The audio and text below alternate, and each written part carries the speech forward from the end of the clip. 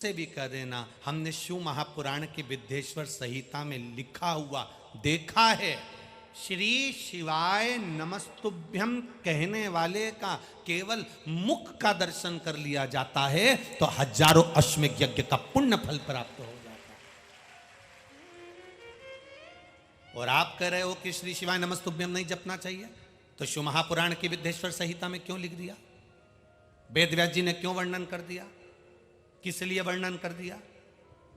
श्री शिवाय नमस्तुभ्यम का मतलब होता है हम भगवान शंकर को प्रणाम करते हैं, नमस्कार करते हैं, उनको प्रणाम करते हैं। और प्रणाम नमः शिवाय का मतलब भी होता है कि हम तुम्हें नमन कर रहे हैं। शंकर भगवान की कथा देखिए जरा, भागवत जी की कथा सुखदेव जी महाराज ने सुना दी। सारी कथा का लेखन श्री वेद व्यास जी ने कर दिया। विष्णु पुराण की कथा, गर्ग संहिता, स्कंद पुराण, पद्म पुराण, लिंग पुराण, कुर्म पुराण, नारद पुराण, ब्रह्म वैवर्त पुराण, नरसिंह पुराण, ये सारी चरित्र वेद व्यास जी वर्णन कर दिए हैं। सारी पुराणों को उठाकर देखना, केवल एक पुराण ऐसी निकलेगी जिस पुराण को सारी पुराणों में सब वर्णन करते हैं, पर एक पुराण शिव महापुराण की कथा केवल ऐसी है कि भगवान शंकर और पार्वती दोनों जजमान बनकर तुमरुका जी कथा कर रहे हैं और शिव पार्वती यजमान बनकर बैठकर कथा सुन रहे हैं। पूरी पुराणों को उठाकर देख लेना, किसी पुराण में यह नहीं लिखा कि भगवान जजमान बने हैं। हर पुराण में लिखा है कोई राजा जजमान बन गया, कोई ऋषि जजमान बन गया, कोई साधु बन गया, कोई तपस्वी बन गया, कहीं कौवा बना, कहीं गरुण जी बने, कहीं कोई बना, कहीं कोई बना। पूरी पुराणों को उठाकर देखिए, कोई ना कोई यजमान बना है। केवल शिव पुराण का यजमान मेरा महादेव बना है। और बाँचने वाले तुमरुका जी है। तुमरुका जी कौन? जो शंकर का परम भगत हो। शिव पुराण बाँचने के लिए शंकर का गुणगान करने वाला, शंकर का उपासक, शिव पर पूर्ण भरोसा करने वाला होगा। और आप अगर शंकर पर भरोसा करने वाले के सम्मुख में बैठकर शिव महापुराण की कथा सुन रहे होगे तो आपके भीतर भी भरोसा जाग जाएगा और आप भटकोगे नहीं। शंकर भगवान के मस्तक पर गंगा रखी है, कंठ पर विष रखा है, कानों में बिच्छू पड़ा है, गले में सर्प पड़ा है। शिव महापुराण की कथा कहती है कंठ पर विष होने पर सिर पर गंगा होना यह बहुत कठिन विष है, बहुत कठिन विष। क्रोध आ रहा हो और तुम्हारा मस्तिष्क ठंडा हो, यह बहुत कठिन विष है। अच्छा काम है उसको तुरंत कर लो, बेकार काम है, लड़ाई है, झगड़ा है, बदला लेना है, क्रोध करना है, अहम करना है, किसी को नीचे दिखाना है, किसी को अपशब्द बोलना है, इसको कल पर टाल दो। मैं कल देखूंगा, कल बात करूंगा। तुम्हें लड़ाई करना है ना तो कह देना मैं कल तुझसे निपटूंगा, आज नहीं कल। बस कल पे टाल दो। कल तक वो भी ठंडा, तुम भी ठंडा। भरोसे को दृढ़ बनाओ। गुरु पर किया गया भरोसा, माता पिता पर किया गया भरोसा, परमात्मा पर किया गया भरोसा, शिव महापुराण पर किया गया भरोसा कभी नहीं टूटता, वो निभाता जरूर है। नामदेव जी को मंदिर के अंदर नहीं जाने दिया, नामदेव जी को उठाकर मंदिर के पीछे पटक दिया। अब मंदिर के पीछे ना तो कोई मूर्ति थी, ना कोई भगवान था, ना कोई पूजन का स्थान था, पर नामदेव जी मंदिर के पीछे पड़े हैं। कुछ भी नहीं था मंदिर के पीछे, केवल मंदिर के पीछे की दीवार थी, पर कुछ था नामदेव जी के पास, तो उनका विश्वास था। उन्होंने कहा ई वे विठ्ठल, ऊ वे विठ्ठल, विठ्ठल बिना भव पार नहीं, तो मंदिर का दरवाजा बदल गया। मंदिर का दरवाजा बदल गया, केवल विठ्ठल विठ्ठल विठ्ठल, विश्वास, भरोसा।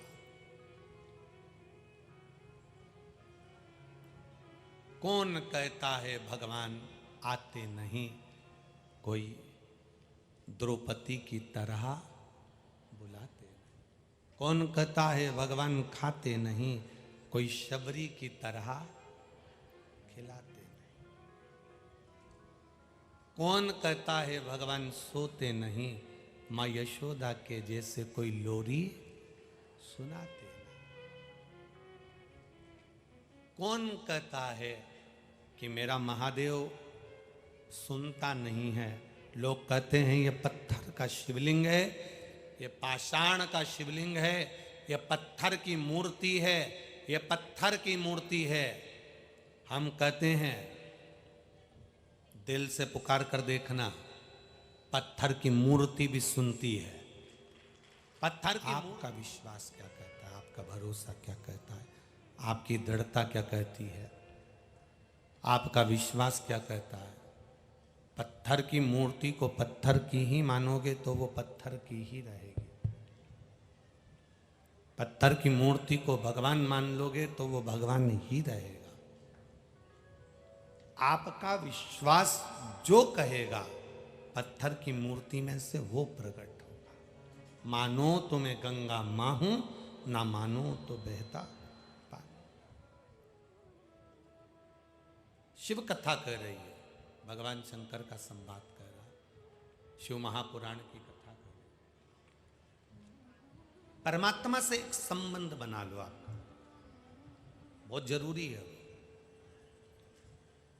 आप भगवान भोलेनाथ जी को अपना भाई बना लो या पिता बना लो या बाबुल बना लो या जेठ बना लो या रिश्तेदारी जो तुम बना सकते हो, गुरु बना लो, दादा बना लो, नाना बना लो। संबंध एक मेरे शंभू से बनाओ। रिश्तेदारी इसलिए बना लेना, जब हॉस्पिटल में कोई बीमार पड़ता है, बहुत सारे लोग बीमार पड़ते हैं हॉस्पिटल के अंदर, बहुत मरीज आते हैं हॉस्पिटल के अंदर। क्या पूरे अकोला के लोग घूमने हॉस्पिटल में रोज मरीज को देखने जाते हैं क्या? बोलो, जम के बोलो रे, नहीं जाते। वासिम के हॉस्पिटल में ढेर सारे आए, अमरावती के हॉस्पिटल में ढेर मरीज आए, तो क्या पूरे अमरावती के लोग मिलने जाते हैं? नहीं। अमरावती के हॉस्पिटल में, वासिम के हॉस्पिटल में, अकोला के हॉस्पिटल में कोई मरीज आया और उसका कोई रिश्तेदार यहाँ अकोला में, वासिम में, अमरावती में रहता है, तो वो रिश्तेदार हॉस्पिटल में मिलने जाता है। बोलो सही है कि गलत है? बोलो बोलो, जम के बोलो। रिश्तेदार मिलने के लिए जाता है। उसी तरह हमारा शंकर भगवान से अगर कोई संबंध हो गया और हमारे ऊपर कोई दुख आ गया, कोई तकलीफ आ गई, तो हमारा रिश्तेदार भी हमसे मिलने जरूर आएगा, ये निश्चित है। यहां से जाते हैं आप, तो भी उससे कहकर चलते, चल चले।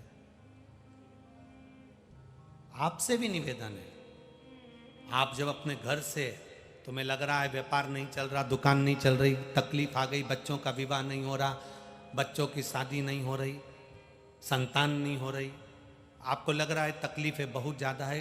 क्यों तकलीफ है? क्योंकि वो तकलीफ को तुमने अपना बना कर रखा। मेरे बच्चे की शादी नहीं हो रही, क्यों नहीं हो रही? क्योंकि तुम्हारे मुख से जब भी निकलता है एक ही शब्द निकलता, मेरे बच्चे की शादी नहीं हो रही, मेरे बेटे की शादी नहीं हो रही, मेरी बेटी का संबंध नहीं हो रहा, इसका संबंध नहीं जम रहा। तुम्हारे मुख से ये निकलना चाहिए, बाबा अब ये मेरा नहीं है, अब ये तुम्हारा। कभी मत कहो कि मेरे बेटे की शादी नहीं हो रही, उससे जाकर कह दो तेरे बेटे की शादी कब करेगा, अब कर देगा वो। क्योंकि तुमने अपना ट्रेडमार्क हटा लिया कि मेरे बेटे की शादी नहीं हो रही, तुमने अपना ट्रेडमार्क हटा लिया और तुमने कह दिया बाबा तेरी बेटी की शादी नहीं हो रही है, बाबा तेरे बेटे की शादी नहीं हो रही है। बहुत लोग हंसेंगे, तेरी बेटी है, मंदिर आती है, जल चढ़ाती है, तुझ पर बहुत भरोसा करती है, तेरी बेटी की शादी नहीं होगी तो तू सोच जरा, विचार कर। कितना सुंदर संवाद है। भगवान गणेश जी महाराज का हाथी का मुंह लगा है, सदानंद कार्तिकेय बहुत सुंदर हैं। पार्वती जी ने शंकर भगवान से कह दिया सबसे पहले शादी मेरे गणेश की होना चाहिए। ये पार्वती जी कह रही हैं। सबसे पहले शादी मेरे गणेश की होना चाहिए। शिव जी ने कहा तो ढूंढ लो, तुम्हारे गणेश की शादी करना है तो ढूंढो। पार्वती जी ने कह दिया था सबसे पहले शादी मेरे गणेश की होना चाहिए। अब जब तुम्हारा गणेश है तो ढूंढो।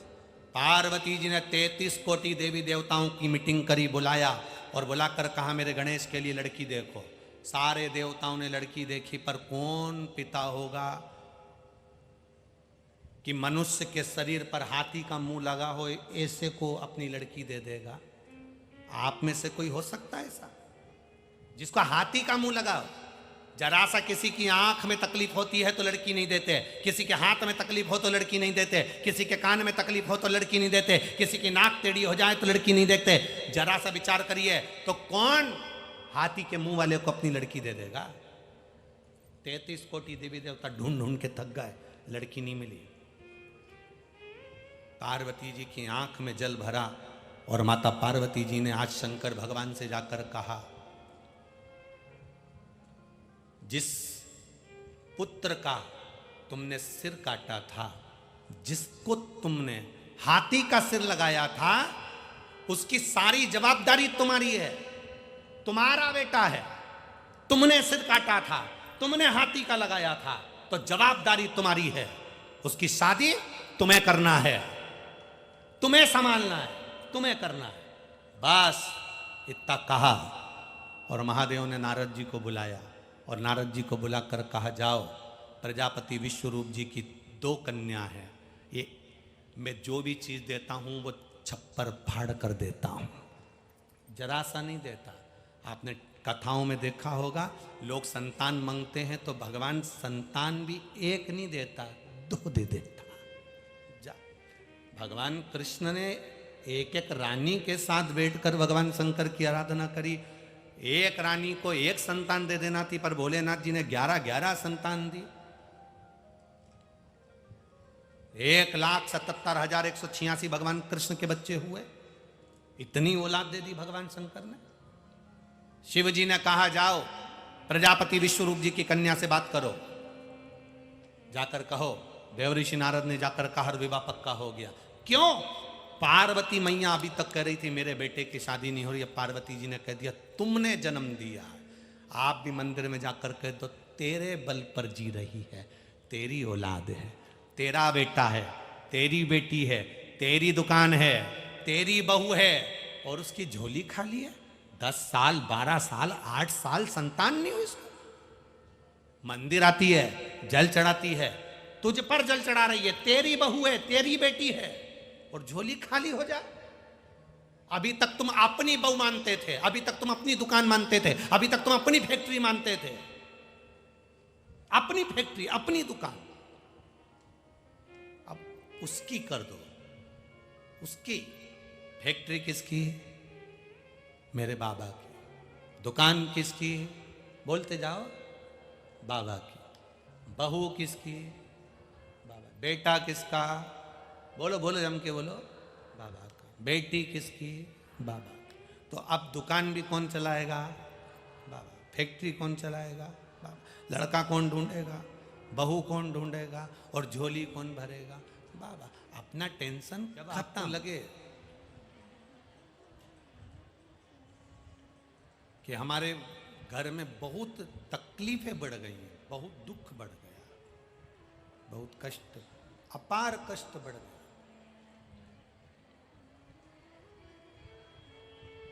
बहुत दुख हमारे जीवन में बहुत बढ़ गया है, तो शिव पुराण कहती है कभी मौका मिले एक बेलपत्र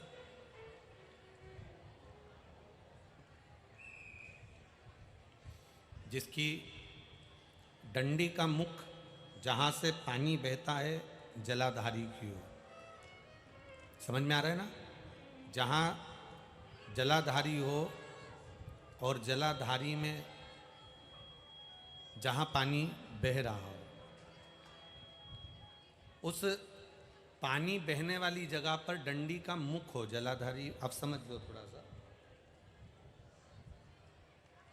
जैसे ये गोल जलाधारी है, ये शिवलिंग है, यहाँ अशोक सुंदरी है और यहाँ से पानी बह रहा है। ये डंडी का जो मुख होता है, उस डंडी के मुख को अशोक सुंदरी वाली जगह पर नहीं, बिल्कुल जहां से पानी नीचे बहता है बस वहीं इस डंडी का मुख हो, पत्ती का मुख महादेव की ओर, और एक बेलपत्री जिसकी डंडी आप जब शिव जी को समर्पित करें तो बीच वाली पत्ती का मुख आपकी ओर हो और डंडी का मुख पीछे की ओर, डंडी का मुख पीछे की ओर, पत्ती का मुख आपकी ओर। महाराज, शिव महापुराण की कथा कहती है किसी भी 12 महीने में शिवरात्रि आती है, 12 महीने शिवरात्रि आती है, किसी भी एक शिवरात्रि पर, किसी भी एक शिवरात्रि पर अगर आप भगवान शंकर के मंदिर में जाकर ये 2 बेलपत्री समर्पित कर कर दोनों जगह पर पंचजल, मतलब जो कलश आपके पास में है, पानी का लोटा, जल का पात्र जो आपके पास में है, तो यहाँ जो बेलपत्री आपने इस ओर जल पानी बह रहा इस ओर रखी, यहाँ पर भी 5 बार जल उसी कलश में से 5 बार जल यहाँ पर, और उसी कलश में से 5 बार जल जो शिवलिंग पर आपने बेलपत्र रखी है समर्पित करिए वहां पर। ऐसे 5 बार इधर और 5 बार शिवलिंग पर जल समर्पित कर कर अपने जो दुख हैं, अपनी जो तकलीफ है, अपना जो कष्ट है, बहुत तकलीफें जो हमें आ रही है, बहुत। एलईडी चालू करिए बाबू, एलईडी चालू करिए, एलईडियां चालू करिए। जो तकलीफें हमें आ रही हैं, हम वो बाबा से कहकर, बाबा से प्रार्थना कहकर, अगर वो जल दोनों जगह पर एक शिवरात्रि को, 12 महीने शिवरात्रि आती है, किसी भी शिवरात्रि को हम जब जल समर्पित करें और बाबा से प्रार्थना करें तो ये निश्चित है, एक शिवरात्रि पर करते हैं, अगली शिवरात्रि जब आती है तो बाबा आपके दुख को, आपके कष्ट को मिटा ही देता है, ये निश्चित है।